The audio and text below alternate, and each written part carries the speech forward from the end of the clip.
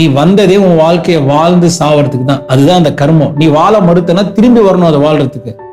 அது வாழ்றதுக்கான எஃபர்ட் எடுத்துட்டனா இப்பதான் கடவுள் உனக்கு அருள் தருவாரு. ஆஹா, நம்ம செஞ்ச பாவத்தையும் கழிச்சுக்கலாம், இல்லாத புண்ணியத்தையும் ஏத்திக்கலாம், பாக்கியத்தையும் உருவாக்கிக்கலாம். இது அப்படியெல்லாம் எஸ்கேப் ஆயிட முடியாது. நோக்கம் இல்லைன்னா நம்ம உயிரோடு இருக்கிறதே வேஸ்ட் தான். ஆனா நோக்கம் ஒண்ணு வந்துருச்சுன்னா போக வேண்டிய உயிரையும் கடவுள் புடிச்சு வச்சு உங்களுக்கு நல்லது செய்வார்.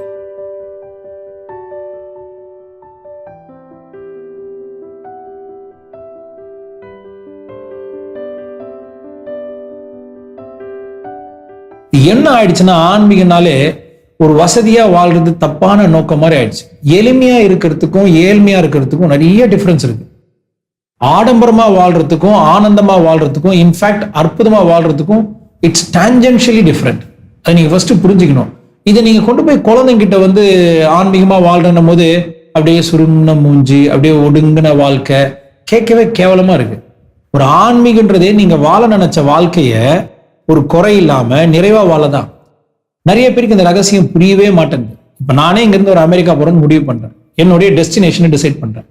இப்ப அமெரிக்கா போகணும்னு டிசைட் பண்ண உடனே நான் என்ன பண்ணுவேன், நான் அங்க போய் இறங்கும் போது அங்க கிளைமேட் எப்படி இருக்கோ அதுக்கு தகுந்த மாதிரி ட்ரெஸ்ஸை இங்க இருந்தே பேக் பண்ணிட்டு போவேன். இங்க இருந்தே பேக் பண்ணிட்டு போறதுக்கு எது காரணமா இருந்துச்சு, நான் இங்கதான் போய் சேர போறேன்னு எனக்கு ஒரு தீர்மானம் இருந்துச்சு. ஒரு ஷொட்டர் எடுத்துப்பேன், இல்லைன்னா தெர்மல் வேர்ஸ் வாங்கிப்பேன்.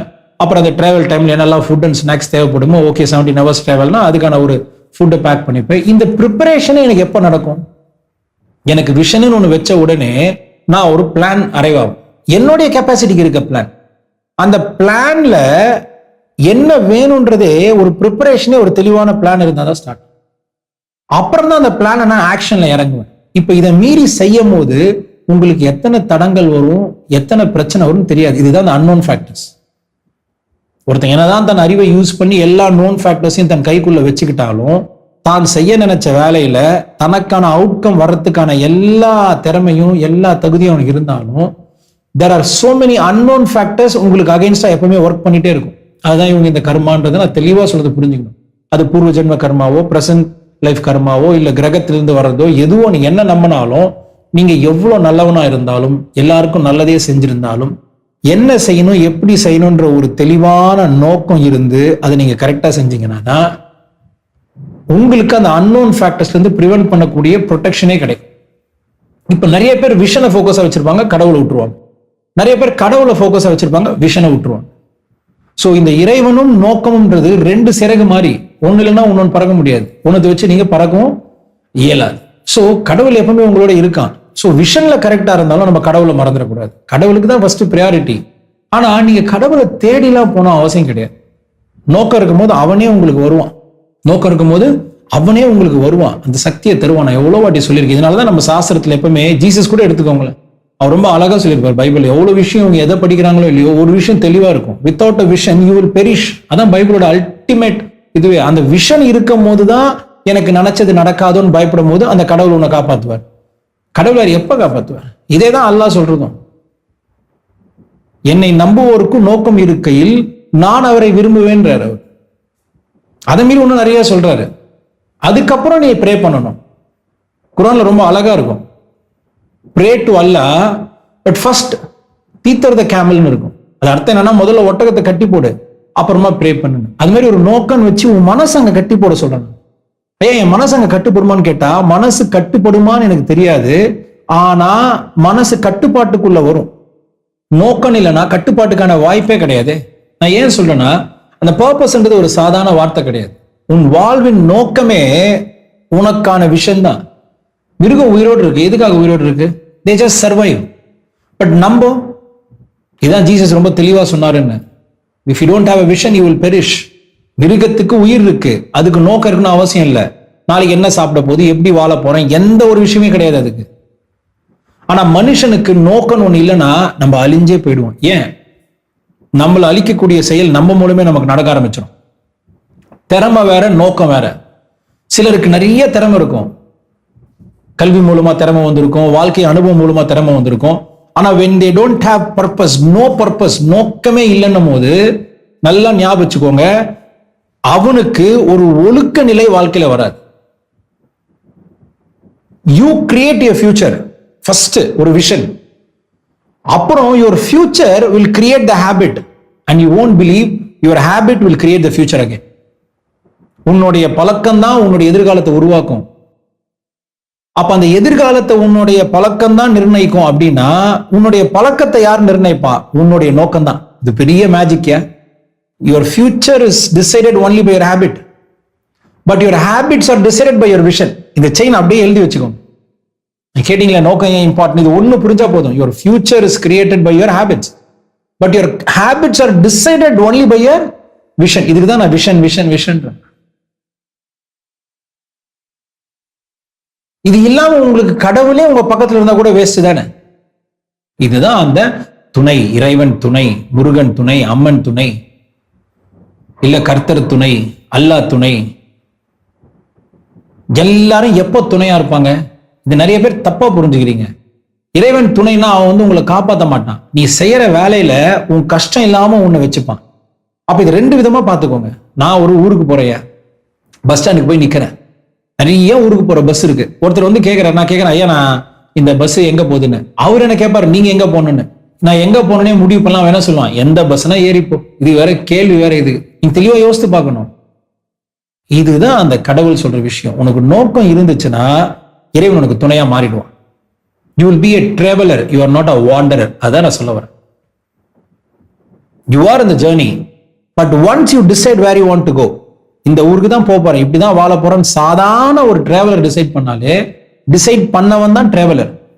டிசைட் பண்ணானவன் யாரு? ஊர் மேயறவன், வாண்டரர். வாண்டரருக்கு யார் வழி சொல்ல முடியும்? யாராலையும் வழி காட்ட முடியாது. ஏன்னா எங்க போகணும்னு அவனுக்கே தெரியலையே. நீ வந்ததே உன் வாழ்க்கையை வாழ்ந்து சாவறதுக்கு தான். அதுதான் அந்த கர்மம். நீ வாழ மறுத்தனா திரும்பி வரணும் அதை வாழ்றதுக்கு. அது வாழ்றதுக்கான எஃபர்ட் எடுத்துட்டனா இப்பதான் கடவுள் உனக்கு அருள் தருவாரு. ஆஹா, நம்ம செஞ்ச பாவத்தையும் கழிச்சிக்கலாம், இல்லாத புண்ணியத்தையும் ஏத்திக்கலாம், பாக்கியத்தையும் உருவாக்கிக்கலாம். இது அப்படியெல்லாம் எஸ்கேப் ஆயிட முடியாது. அப்ப அதுக்கு ஃபர்ஸ்ட் ரிக்குவயர்மெண்டே ஒரு விஷன் தான். விஷன் வந்த உடனே நீங்க நல்லா இருப்பீங்களா அப்படின்னு சந்தேகம் வருதா இல்லையோ, உங்ககிட்ட தேவையில்லாதது எடுக்கப்படும், தேவையானது கொடுக்கப்படும், தேவையில்லாதது இன்னொரு பக்கம் எடுக்கப்படும். நல்லா ஞாபகம் வச்சுக்கோங்க. தேவையானது கொடுக்கப்படும், தேவையில்லாதது எடுக்கப்படும். இதுதான் அந்த இறைவன் துணை. இல்ல மெடிடேஷன் அதுக்கு தான் பண்ணணும்ன்றோம். அப்படியே மெடிடேஷன் உங்களுக்கு தெரியலனா கூட அமைதியா உட்காந்து 10 நிமிஷம் நீ என்னவா வாழணும்னு ஆசைப்படுறியோ, இன்னைக்கு என்ன செய்ய போறியோ அதுக்கான அவுட்கம் மட்டும் கடவுள்கிட்ட காட்டும். மௌனமே இறைவனின் மாறாத மொழி. அவன்கிட்ட போய் பேசலாம் அவசியம் கிடையாது. அவனை பாராட்டுறதுக்கு நீ பாராட்டி பேசலாம். வல்லவர், நல்லவர், நாளும் தெரிஞ்சவர், உங்களுக்கு எல்லா சக்தியும் இருக்கு. எல்லாம் நீ பாராட்டினாலும் பாராட்டினாலும் இறைவன் சக்தி வாய்ந்தவன் தான். நீ பாராட்டுறதால அவர் சந்தோஷப்பட போறது இல்ல, நீ அவரை மதிக்காதால அவர் என்ன பண்ண போறது இல்ல, வருத்தப்பட போறது இல்ல. ஆனா அவர் இல்லாம உன் வாழ்க்கை மாறாது. ஆனா உன் வாழ்க்கையை மாத்துறதுக்கு இறைவன் வேணும்னா உனக்கு முதல்ல நோக்கம் வேணும். சோ இதுக்காக தான் நான் வாழ்றேன்னு முடிவு பண்ணு. இந்த வாழ்க்கையை வாழ்றதுக்கு இறைவன் எனக்கு அருள் கொடுன்னு அவர்கிட்ட கேளு. இப்ப எவ்வளவு திறமைகள் இல்லைனாலும் இறைவன் அருளும் நோக்கமும் இருந்தா அதுக்கான திறமை தானே உன்னை தேடி வரும். உங்க வாழ்க்கை அப்படிதான் இருக்கும். இதுதான் அந்த you will shift into a traveler. எங்க போகணும்னு முடிவு பண்ணா யூ became a traveler. நான் சொல்றேன் you will be an achiever itself. You will be an achiever itself. 100%. அது ஏன் ஒரு கஷ்டமும் வேதனையும் வந்தாதான் இறைவனை தேடி போகணுமா? உலகத்துக்கு அது ஒரு பெரிய நேச்சர். ஆன்மீகத்துக்கு வரணும்னாலே only at the time of pain and suffering அப்படியே அழுதுனே வருங்க எல்லாம். இத்தனை நாளா என்ன ஒரு அறிவு வேணாமா? மனுஷனா பிறந்தாலே கஷ்டப்படுறதும் இஷ்டப்படுறதும் உங்க கையில தான் இருக்குன்னு உணர்தல் வராம, கடவுள் எப்போ வேணும் நான் கஷ்டப்படும் போது கடவுள் காப்பாற்றணும், சந்தோஷப்படும் போது யாராவது சந்தோஷமா இருந்தீங்க? கண்டிப்பா அவர் காப்பாத்தான் போறாரு. ஆனா ஏன் கஷ்டப்பட்டேன்? ஏன்னா என்னுடைய பழக்கம் சரியில்லை, என்னுடைய செயல்முறை சரியில்லை. ஏன் அதெல்லாம் சரியில்லை? ஏன்னா எனக்கு நோக்கம்ன்றது ஒண்ணு இல்லை. So you first create a vision. Your vision will create a habit. Now your habit will decide your future. இந்த சைக்கிள் புரிஞ்சுக்கணும். உங்க பழக்கம்லாம் மாறிடும். ஸ்மோக் பண்ணாதுன்னு சொல்றது ஈஸி. அதுக்கு பதிலாக எக்ஸசைஸ் பண்ணி உடம்பு நல்லா வச்சுக்கோன்னு சொன்னா ஆட்டோமேட்டிக்கா ஸ்மோக்கிங் போயிட்டு போகுது. இப்ப எக்ஸசைஸ் மட்டும் பண்றான். நிறைய பேர் இப்படிதான் தண்டமா ஆன்மீகன்ற பேர்ல. இப்போ ஒரு சாதாரண ஒரு எக்ஸாம்பிள் சொன்னா திங்க் பண்ணி பாருங்க. இது லைஃப்ல நடந்த ஒரு விஷயம். ஒருத்தர் வாக்கிங் போக சொல்லி நான் அட்வைஸ் பண்றேன். ரொம்ப பெரிய பிரச்சனை அவருக்கு. ஆல்மோஸ்ட் கிரியேட்டின் லெவல் ஜாஸ்தி, ஹார்ட் அட்டாக் வர சிச்சுவேஷன்ல, ஹார்ட் அட்டாக் வந்து ஒரு வாட்டி பொலச்சோரி எல்லாமே. வாக்கிங் போக ஆரம்பிங்கயா, உடம்பு குறைஞ்சே ஆகணும். சும்மா மெடிடேஷன் மட்டும் வாழ்க்கைய மாத்திராதுன்னு. ஆனா பாருங்க, ஒரு 3 மாசமா வாக்கிங் போறேன்றாரு. நான் ஒரு 3 மாசம் கழிச்சு தான் பார்த்தேன் இன்னொரு டாக்டர் மூலமா, அவர் சுத்தி ஃபேமிலி இன்னொரு டாக்டர் மூலம் பாக்குறேன். இன்னும் மின்னியோட குண்டாயிட்டு இருக்கீங்க அப்படின்னு. இல்ல குருஜி நான் வாக்கிங்லாம் போக ஆரம்பிச்சோம் ஒன்னும் பிரயோஜனமே இல்லை, இன்னும் குண்டாதான் ஆயிட்டு. இந்த மாதிரி கேட்டகரி ஜெனரலா பேசவே மாட்டேன், நான் ரொம்ப ரேரா தான் பார்க்க முடியும், அது ஏர்போர்ட்ல பார்த்ததான் உண்டு. ஆனா கூட வாக்கிங் போனவர் எனக்கு நல்லா தெரியும், அந்த டாக்டருக்கு தெரியும். ஆனா எதிர்ச்சியா ஒரு நாள் பார்க்கும்போது என்ன ஆச்சுங்க, அவர் வாக்கிங் போய் குண்டா இருக்கான்னு. குருஜி அவன் எங்க குருஜி வாக்கிங்கா போறான், நான் தான் அவன் கூட போறேன். ஆரம்பிச்சோடனே நேரம் போய் முருகன் இட்லி ஸ்டோர்ல உட்காந்துக்கிறான், அங்க நல்லா சாப்பிட்றான். திரும்பி வாக்கிங் போயிட்டு வரான், வரும்போது அங்க இருக்கிறதெல்லாம் ஜூஸ் எல்லாத்தையும் குடிச்சுன்னு வரான். திரும்பி அங்கே போய் உட்காந்து ஒரு கட்டு கட்டுறான். இது அவன் வாக்கிங்கே போகாம இருக்கலாமே. இங்கதான் நீங்க ஆக்ஷன் செஞ்சாலும் பர்பஸ் இல்லைன்னா உங்களுடைய ஹேபிட் மாறாதுன்னு. அப்ப பர்பஸ் என்ன, நான் எதுக்காக வாக்கிங் போறேன், ஏன் உடம்பு குறையணும். உங்க உடம்பு குறைஞ்சா எப்படின்னு உங்களுக்கு தெரியாம இருக்கலாம், ஆனா எவ்வளவு குறையணும் நீங்க டிசைட் பண்ணலாம் இல்லையா. இந்த டிசிஷன் தான் நான் விஷன் சொல்றேன். இது ஹார்ட் அட்டாக் வந்துட்டு அப்புறம் தான் எடுக்கணுமா, முதல்ல இருந்தே எடுக்கலாம். இங்கதான் இறைவன் துணை. அது அம்மனோ முருகனோ யாரோ, அவங்க எப்ப துணையா இருப்பாங்க, அவங்க வினையா இருக்க மாட்டாங்க, அவங்க துணையா தான் இருப்பாங்க. அவங்க வினையா இருக்க மாட்டாங்க, துணையா மட்டும்தான் இருப்பாங்க. இந்த ஒரு விஷயம் உங்களுக்கு தெளிவா புரிஞ்சிருச்சுன்னா என் வாழ்க்கையில நோக்கம் வேணுமா வேணாமான்றது யாரும் சொல்ல தேவையில்லை, தானாவே உங்களுக்கே புரியும். தானாவே உங்களுக்கே புரியணும். இதை மீறியும் புரியலன்னா ஒரு சின்ன விஷயம் சொல்றேன், மனசுல ஆழமா பதிய வச்சுக்கோங்க. லைஃப்ல கஷ்டம் வருது குருஜின்னா தப்பா எடுத்துக்காதீங்க. கஷ்டப்படாம யாராலையும் வாழ முடியாது. ஆனா எப்படியாப்பட்ட கஷ்டம் வந்தாலும் அந்த கஷ்டத்திலையும் கஷ்டம் இல்லாம வாழ முடியும். நான் சொல்றது புரியுதுங்களா? கஷ்டப்படாம யாராலையும் வாழ முடியாது, எப்படியாப்பட்ட கஷ்டம் வந்தாலும் அந்த கஷ்டத்திலையும் கஷ்டப்படாம வாழ முடியும். இப்ப நான் இங்க இருந்து ஒரு பெரிய மலை ஏறுறேன், நான் இந்த இடத்துக்கு போகணும்னு முடிவு பண்ணிட்டேன். இப்போ மலை ஏறின உடனே அங்க மூச்சு திணறுமா திணறாத? மலை ஏறுற எல்லாருக்கும் அங்க இருக்கிற ப்ரெஷர்னால, because of high altitude pressure drop ஆகும்போது என்ன வரும், எல்லாருக்கும் மூச்சு திணறல் வரும். ஆனா அங்க யார்கிட்ட ஆக்சிஜன் சிலிண்டர் இருக்கோ அவன் அந்த மாஸ்க் எடுத்து வச்சுக்கலாம். ஆனா ஆக்சிஜன் சிலிண்டர் எங்க தேவைப்படுது, மலை உச்சியில. ஆனா எங்க மாட்டின, அடிவாரத்துல. இதுதான் வாழ்க்கை. நீ வாழ்க்கையில முன்னேறும் போது அந்த இடத்துக்கு போகும்போது உனக்கு ஒரு மென்டல் ப்ரெஷர் வரும், 100% வரும். அப்ப இந்த விஷன் தான் உனக்கு அந்த மாஸ்கா வந்து நிற்கும். அந்த மாஸ்க் விஷன் கிடையாது, விஷன் இருந்ததாலதான் உனக்கு அந்த மாஸ்கே கிடைச்சது. இவ்வளவுதான் லைஃப்.